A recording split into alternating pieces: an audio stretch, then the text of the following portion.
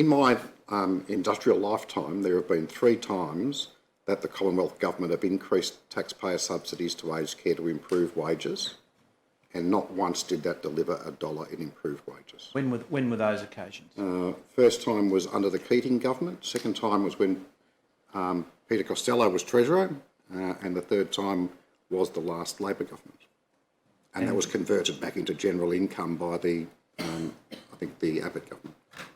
And the last one, I think, was known as the Workforce Compact, and it was money that would be set aside and could only be used if agreements were reached that contained certain improvements, and then that link on that requirement was removed after the change of government, and the money was just flowed out to providers without that link. And if the money went out without the link, what was necessary to have that link achieved? In other words, what would have been necessary to have the nurses' wages increased?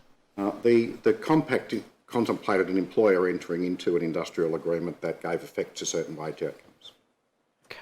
And the money wouldn't flow unless they did that. So in the 3 examples that you've given, there was an increase in Commonwealth funding, but it wasn't directed to increase wages.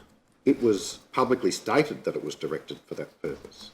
So and I think I quote Peter Costello's budget speech, where it was something like 211 million over 4 years. Yeah. That in his budget speech he said quite clearly was for that purpose.